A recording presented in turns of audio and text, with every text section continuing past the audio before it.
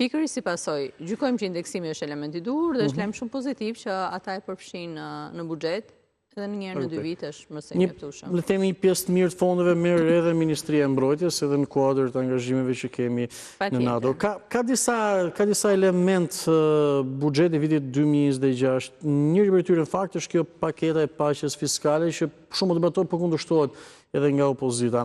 Në shqiptar.com ne kemi një material dhe eksaktësisht një skeç që kemi shpjeguar gjithçka dhe kush dëshiron mund ta lexojë. Pak a shumë bëhet fjalë nga falja rreth mbi 1 miliard euro detyrime tek marrëveshja për tatimin mbi fitimin me bizneset.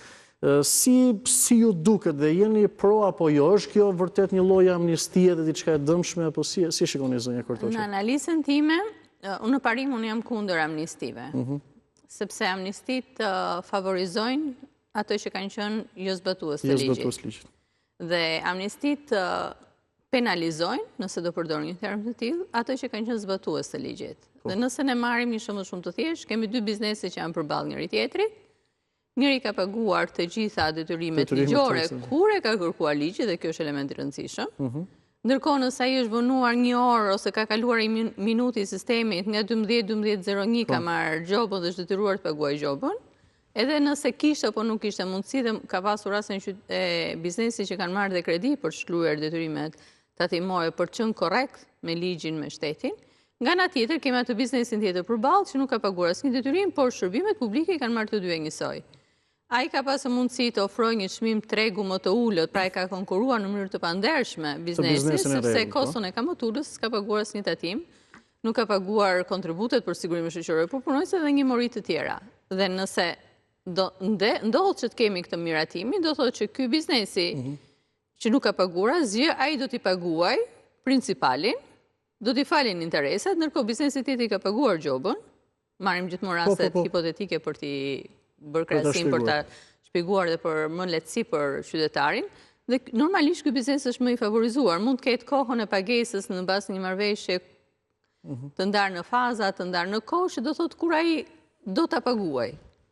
Dhe në këtë mënyrë krijon një pabarazi në treg dhe nxit atë pjesën e mendimit që neve kemi në Shqipëri, që mbase vjen një fushat, mbase vjen një proces falje. Si rasti në fjalë. Pa dyshim, sepse neve kemi luajtur, pra politika në këtë rast, ka luajtur e luajtur e themi në thonjse gjithmonë me pjesën e faljeve. Është falur pagesa energjisë elektrike, është falur kjo, gjithmonë prag zgjedhjesh ose në procese të ndryshme.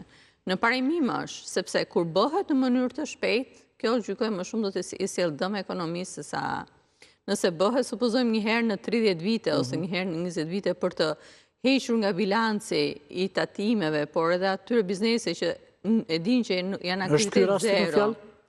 Ka dhe biznese të cilat kanë dalë nga tregu, ose sepse ato nuk janë më formal nëse ke detyrime të tilla, dhe ndoshta kjo moment mund t'i nxjisë ata të rihyjnë në treg, por në shumë raste kanë zgjedhur këtë pjesën alternative, kanë mbyllur biznesin ose me një emër ose kanë lënë të hapur, ndërkohë që kanë filluar një aktivitet të ri me një emër tjetër ose edhe me një emërtim tjetër si biznesi dhe individi.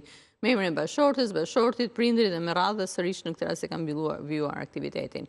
Ndaj në këtë rast do bën sens në një moment, supozojmë para 20-30 vjetësh, kur ti e di që këto të ardhurat ti nuk i vjel dot më, atëherë bën thonjse një lloj pastrimi të bilanceve, zvoglon këtë pjesën e detyrimeve se po që nuk duhet bërë shpesh me atë që nëse ndodh në periudhë kaq të afërt, atëherë do thotë që krijohet.